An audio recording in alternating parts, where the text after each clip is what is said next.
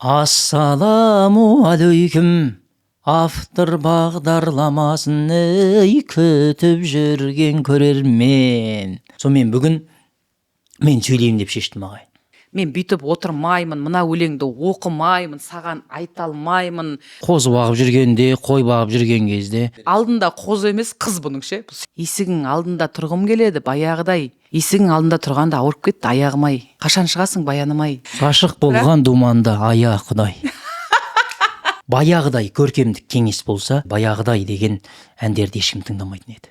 Не сіз қатты бір әсірелеп жібердіңіз, не ана жігіт қатты биіктеп кетті. Мақтайық, өссін жігіттер, өнсін. Мирастың өлеңі, мынау келесі бағдарламада талқылайтын өлең. Мынау жа таспа. Бар жоқ осақ.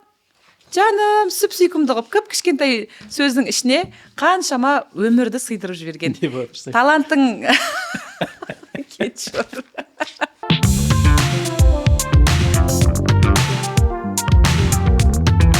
Армысыздар, мөлдір өлең арнасының мөлдіреген көрермендері.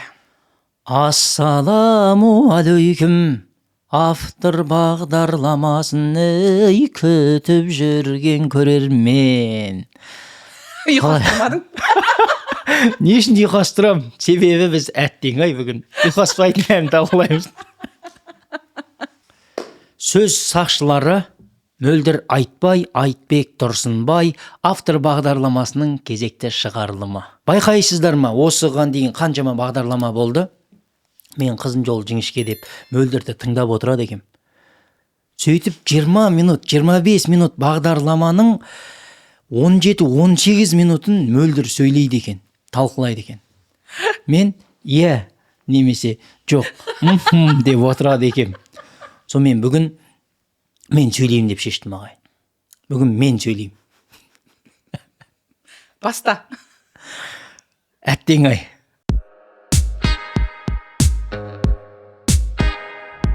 Сонда да менің мынау мейірімді жүрегім қыз баланы құрметтейді. Бастаңыз. Жоқ, бұл просто баланды білмейді. Бүгінгі әттең айдарының бас кейіпкері, жаман кейіпкері, Бекежаны деп айтайық, түсінікті болсын. Думан, әннің аты баяғыдай.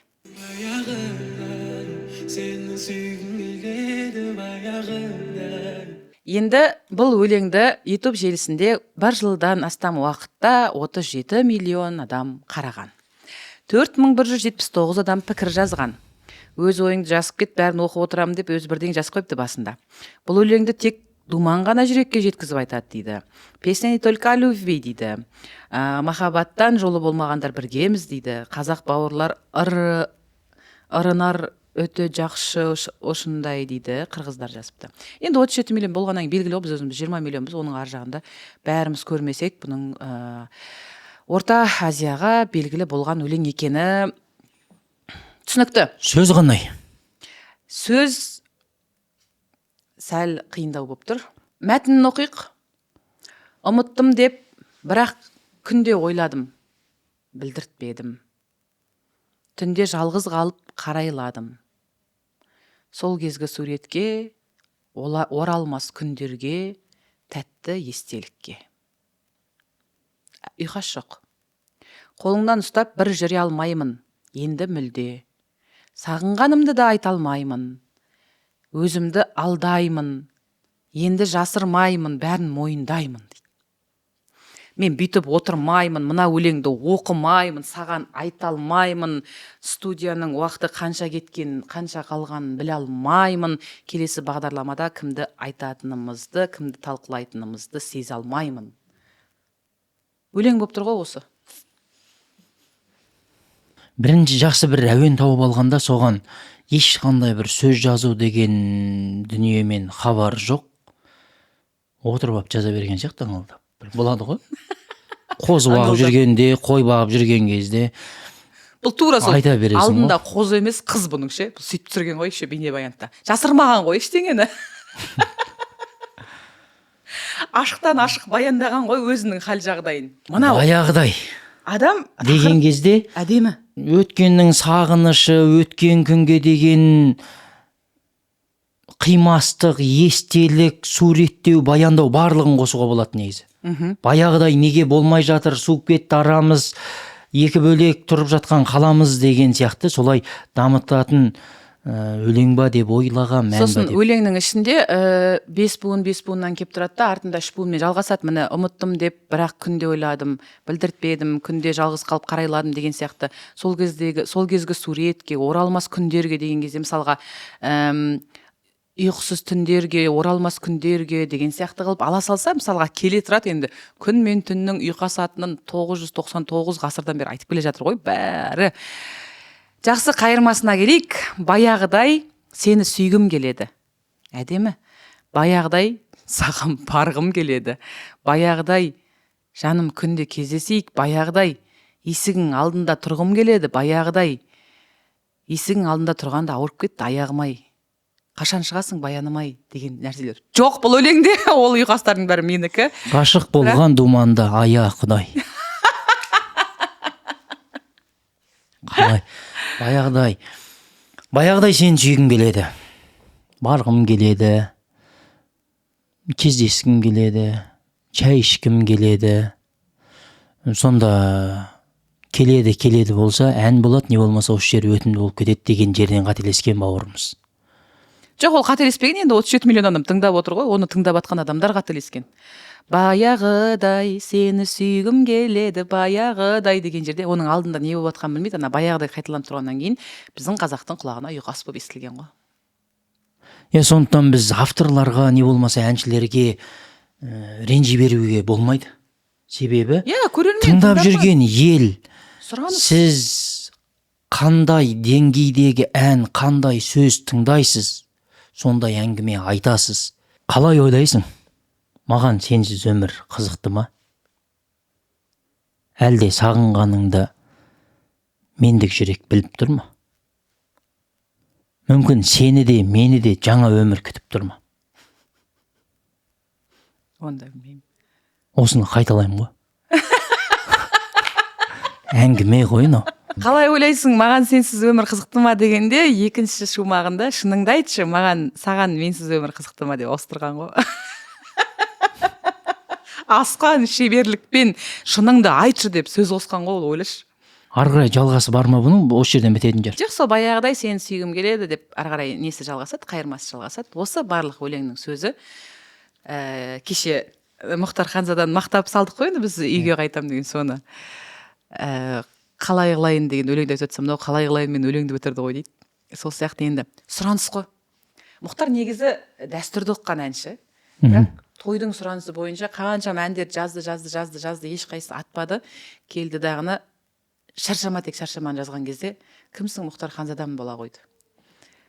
Неге біз осындаймыз? Неге айтындаршы, неге біз өстеміз ағайын?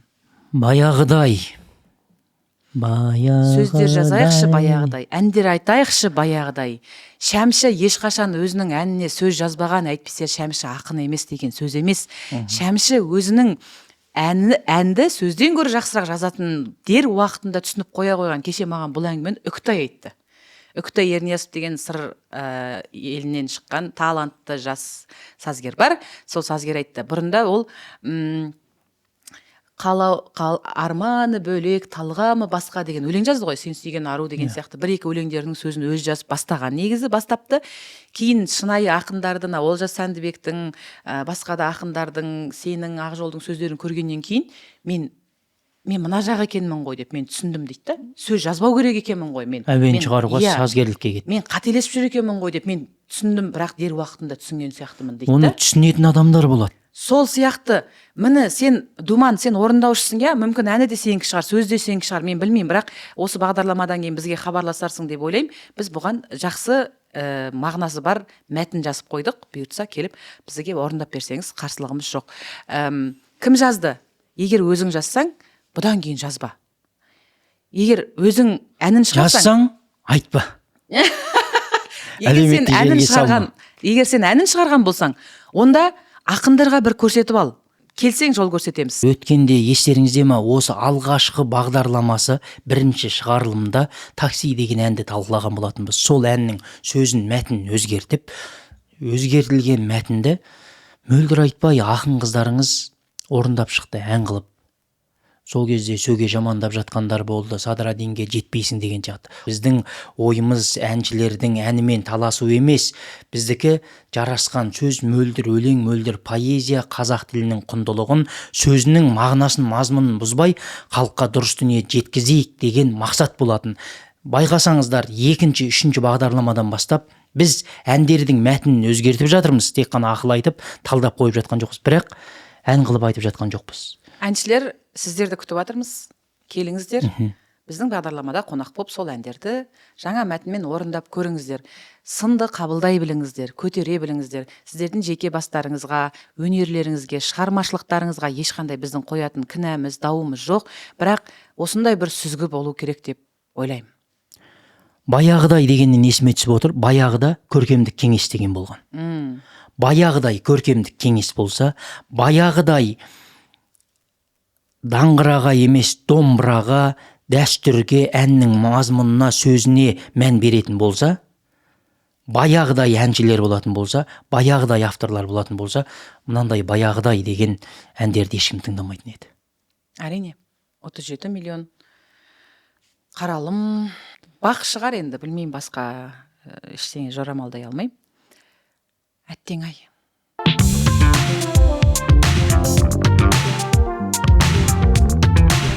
Шіркін-ай айдарының бүгінгі кейіпкері, екеуі де жалпы білмеймін, жастарға танымал шығар, мен танымайды екенмін. Бұған дейін ешқандай жерде кездесіп, жүзбе-жүз танысып көрмеген адамдар. Әттең айдағы әнші де жаңағы Думанда, мынау қазіргі шіркін айдағы әншіні де мен көрмеген, бірақ бұл өлеңді мен қайдан естідім? Мен бірінші рет бұл өлеңді Арбаттан естідім. Арбатта гитара ұстаған әрбір студент, әрбір өнерге таласы бар жігіт осы өлеңді орындап тұрады. Тыңдап көрейік.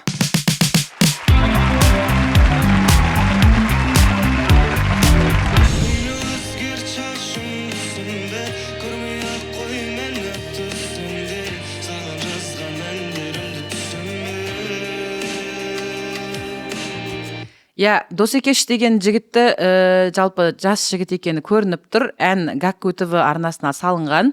3 жылдан астам уақыт өткен, 21 миллион қаралым жинаған. 3 жыл өтсе де бұл ән ескірген жоқ. Өйткені күні бүгінге дейін Арбатта кез келген адам мейлі өзгерт шашың түсіңді деген әнді айтып тұрады. 3271 пікір бар екен бүгінгі таңда. Прекрасная песня, салам из Кыргызстана дейді. Гүлім жаным, жаным сол жақсы көрем сен дейді. Біреулер айқа сезімін білдіріп кетіпті, ана баяғыда үйленген кездері атын жазып кететін бір тастар болатын еді, ona кісінің парақшасын сондай сияқты көргенде ғой деймін. Қандай өнерлі кейінгі жастар дейді. Өзбекше де пікірлер бар екен. Қандай сұлу сымбатты жігіт, жаны да даусы да сұлу, жаным бақытты бол, өркенің өсін дейді. Әдемі өлең, сөзі қып-қысқа екен. Оқып беріңіз. Әнді жаттап алған себебі жастардың студент болып келеді, оқуға түседі. Ауылдың қыздары бұрымы желбіреп, көзі мөлдіреп келеді, бірақ қалаға келгеннен кейін бір қаланың қыздарына келді дейді. Өзгергісі келеді, шашының түсін бояйды, тырнақ өсіреді, шаш кесіледі деген сияқты. Сонда да сенің сол бұрынғы қалпың менің таспамда сақталған деген сияқты дүниелер болғаннан кейін, сол бір ғашықтардың барлығына өзекті мәселе қайырмасы өтіп тұр ғой. Сондықтан барлығы жаттап алады. Ал Арбатта кімдер жүреді? Арбатта бір аталар мен апаларды сирек көрем. Үлкен кісілер бала шағасымен де көп отырмайды. Жастар жүреді, гитарасын алып алады, домбырасын алып алады. Сондықтан бұл ән жастардың арасында кең таралды деп ойлаймыз. Сен бар, таспалар менде 1000 рет қаралған. Сен бар, таспадағы әр сөзіңді жаттап алғам. Мейлі өзгерт шашыңның түсінде, көрмей ақ қой мені түсіңде, саған жазған әндерімді түсінбе. Мейлі көргенде амандаспа, жүре бер жігіттеріңмен басқа, өшпесінші бірақ мына таспа. Әдемі? Әдемі, 3 буынды жерге 3 буынды ұйқас, 2 буынды жерге 2 буынды ұйқас алып келген, 1000 рет қаралған, жаттап алғам деген жерде енді қаралғанмен, жаттап алғаммен, қаралғанмен таб алғам деген ғой, енді ұйқас 3 буынды болғаннан кейін. Әдемі ұйқасты келтірген. Бірақ жаңағы баяғыдайға қараған кезде кәдімгідей бас иетін ұйқастар бар мынаның ішінде. Мағынаны айтсаңдаршы, сен бар таспа менде 1000 рет қаралған дейді. Бар ғой сондай нелер. Күніге көріп сөзіне дейін жаттап алған, сөзіне дейін жаттап алған. көруден жалықпайтын, Сондай оны таспалар көргенде қыран-құстай қалықтайтын, Ай. өзінің ғашық екенін анықтайтын. Осы осындай қорықпайтын жігіттер ұнайды маған. Мейлі өзгерт шашың түсінде көрмей ақ қой, мен түсіңде бәрібір болып тұр ғой. Оған ана таспа, оның енді ол қызбен бірге бола алмайтыны, ол оның жанында қала алмайтыны түсінікті болып тұр ғой. Бұл жігіт басқа жігітпен жүріп кеткен күнде де бәрібір сенің таспаң маған қымбат. Сол таспа өспесінші болды деп тұр ғой. Естелік та, бұл анау айтады ғой, жіберген да ситуацияны, жалпы болып жатқан оқиғаны қабылдаған, ол қызды жіберген, бірақ ана таспа оның жалғыз анда жұбанышы ғой. Жүрегін сана сезімін босатқан деп бір. Иә. Психологиялық айтайын ба? Сөйлейтіндер бар еді ғой. Анау апалар болады ғой, баласы соғысқа кеткен кезде соның бір шинелін иіскеп сөйтіп жүретін, бір үйіндегі жаңағы шапанын иіскеп сөйтіп жүретін. Тұмарын сақтап. Иә, сөйтіп сондай сияқты кімнің Мұстафа Шоқайдың туған елден кеткен кезде алып кеткен бір уыс топырағы болған екен. Сол топырақты иіскеп жүрген екен үнемі. Бейбарыс Сұлтан бір уыс жусан иісін сағынғанда хандығын, патшалығын барлығын тастап кетіп қалды. Елге қайтып кетті. Бұл Мұстафа Өзтүрік деп бәрін айтсаң. Бұл Бейбарыстың ғашықтыры ғой. Бейбарыс патша еді ғой. Мұстафа Шоқай не еді ғой? Қоғам қайраткері, ойшыл, ақын. Бірақ енді қатты Бейбарыстың ғашықтыры деп. Айтып отқан жоқпын. Не сіз қатты бір әсірелеп жібердіңіз, не ана жігіт қатты биіктеп кетті. Жарайды, биіктесін. Жоқ, биіктесін, бірақ ішінде орысша сөз жоқ. Ұйқасы бар. Қаралымы жетіп тұр. Әннің мағынасы әдемі. Мақтайық, өссін жігіттер, өнсін. Біз ешкімді көре алмағандықтан жамандап жатқан жоқпыз. Біз шынымен қазақтың құлағына жанымыз ашығандықтан сендердің ауыздарыңнан шыққан әрбір сөз амал дәптерлеріңе жазылып жатыр. Оны тыңдаған әрбір біз қаралымға қуанамыз. Ол қаралым негізі білесіңдер ма? Ауыр ол. Осыған дейін неше бағдарлама жүргіздік бірге.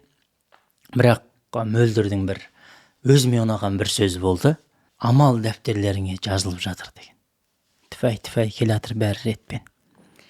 Әлхамдулилля. Сол таспада махаббатқа мас күнім. Сол таспада менің жастығым. Сол таспада сондай жақсысың. Қазір білмеймін. Бірақ сен қазіргі сен емес. Бұрынғы сол таспадағы сені сүйем деп тұр ғой. Мөлдір өтіп тұр ғой. Мөлдір өлең. Бұл бала негізі ақын емес сияқты. Мынан сөзін кім жазғанын білмеймін. Егер Досекеш сен осы бағдарламаны көріп жатсаң, бізге хабарлассаң, сені қонақ ретінде сөзін жазған, әнін жазған кісілерді, авторларды бірге шақырып, әнді қалай шығардыңдар, кімге арнадыңдар, ол қыз қайда, шашы бұрын қандай еді, бізге де қызық болып кетті. Және біздің көрермендерге таспадан қызық деп ойлаймын. 5-6 бейне баян көргіміз келеді. Көре берем сол керемет уақытты, сақтап қойған бір түйірін бақыттың. Кішкентайым қайда асықтың? Сен бар таспалар тек жүректе сақталған, сен бар таспадағы әр күлкіңді жаттап алғам деген жері сәл жоқ, сақталған деген 3 буын мен 4 буынды ұйқастырған ғой. Жоқ, ұйқасты айтып жатқан жоқ. Мағына әр күлкіңді сақтап алғам, есіңізге. Күлкіні жаттап ала ма? Сақтап алады, Сақтап алады. Ана кімнің өлеңінде сыңғырлап күлкің қалды сенің елестеп құлағыма дейді ғой. Күлкіні елестетеді ғой, Қайрат мысалға. Құлағыма. Сыңғырлап күлкің қалды сенің елестеп құлағыма дейді. Құлаққа елестей ма? Елестеп көз алдыма деп айтқан жар оны. Жоқ, елестеп құлағыма дейді. Алматының түндері ай деген өлеңде. Енді Қайраттың өлеңдерін бұйыртса алдыңғы тақырыптар, алдағы бағдарламаларда жалпы өлеңдердің ішінде қателерін айтып шықпасақ, бүйтіп бір алатын толықтай қате өлеңі жоқ. Енді Қайрат ол Қайрат қой. Мынаны қараңыздаршы. Жаңағы кімнің өлеңі? Алдыңғы бағдарламадағы өлеңдер ғой. Мирастың өлеңі. Мынау келесі бағдарламада талқылайтын өлең. Мынау тағы бір өлең, е? Мынау жа таспа. Бар жоқ осақ жаным сүп-сүйкімді қып кішкентай сөздің ішіне қаншама өмірді сыйдырып жіберген. Талантың талантың талантың не дейді, талантқа не дейтін еді? Биіктей бер, өнерің өрге жүрсін. Өнерің өрлей берсін, шабытың шарықтай берсін. Егер өзің жазған болсаң, керемет, әрі қарай жалғастыра бер. Бірақ сонда да алдағы өлеңдерде ақындарға бір қаратып ала сал. Досеке, шығармашылық табыс тілейміз, шалғар шабыт тілейміз. Шіркін-ай дейтін әндеріміз көп болсын, әттең-ай дейтін әндеріміз де, күндеріміз де жоқ болсын. Мөлдір өлең арнасына жазылып, пікір білдіріп, лүпіл басып, келесі қай әнді талдайық? Соған өз ойларыңызды білдіре кетіңіздер. Бұл бағдарламаны білмейтін достарыңыз болса, сілтемесін жіберіп, бөлісуді ұмытпаңыздар. 18 000 қаламның авторы, жаратушы жар болсын. Сөзді ойнатуға болады, сөзбен ойнауға болмайды. Сау болыңыздар.